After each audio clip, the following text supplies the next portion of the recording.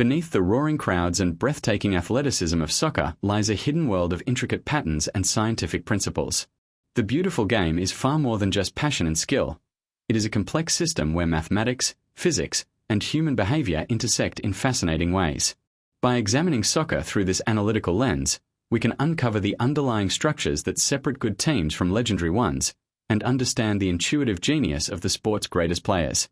Successful teams often move and organize themselves according to elegant geometric shapes. Historical tactics reveal this clearly.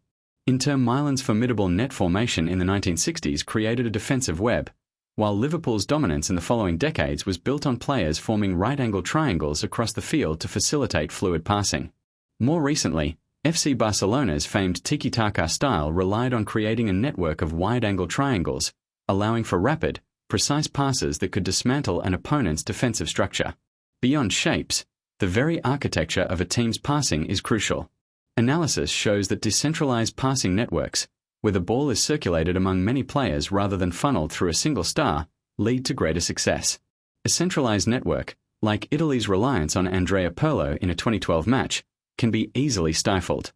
In contrast, Spain's championship-winning team at the same tournament used a decentralized system with multiple midfield hubs, creating unpredictable and potent attacking options that overwhelmed their opponents. The world's elite players often operate with an almost supernatural understanding of the game's physical laws. Zlatan Ibrahimovic's astonishing 30-meter overhead kick against England in 2012 was not merely lucky.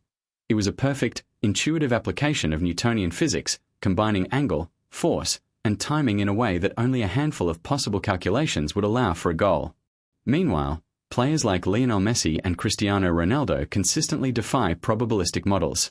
Their record-shattering goal tallies in consecutive seasons represent statistical outliers so extreme they challenge the very mathematical distributions used to predict such feats, suggesting these athletes operate beyond conventional expectations. Modern defensive strategy is also deeply rooted in data and calculation. Analysis of player movement reveals that the most dangerous attacking moments are counterattacks, which exploit the disorganized state of a team that has just lost possession. This makes defensive pressing, aggressively harassing the opponent to win the ball back, a critical tactic. Science pinpoints the timing for optimal pressing. An effective counter-press requires a first defender to engage within 2.3 seconds of losing the ball, with a second arriving within 5.5 seconds to successfully regain possession. A deep press, used near one's own goal, focuses on slowing the opponent's advance and closing passing lanes, setting the stage for a lethal counterattack. This seamless transition from defense to attack highlights soccer as a game of collective action. Fostering this collective spirit is the paramount task of a great coach.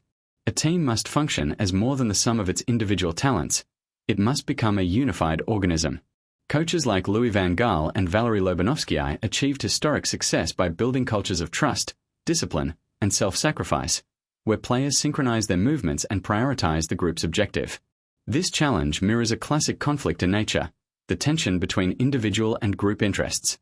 A player might selfishly hold onto the ball to showcase personal skill, potentially costing the team a goal, much like an animal might act for its own benefit over its communities. The most successful teams, like beehives or ant colonies, overcome this by evolving into superorganisms where the collective will dominate, channeling individual brilliance toward a common purpose. This principle of collective intelligence extends beyond the pitch to the fans and bettors in the stands. The wisdom of the crowd phenomenon demonstrates that the average prediction of a large, diverse group is often more accurate than the guess of any single expert. This works because individual errors and biases, whether wildly optimistic or pessimistic forecasts, cancel each other out, leaving a refined, consensus view closer to the truth. However, this powerful effect relies on one critical condition: the independence of each person's judgment.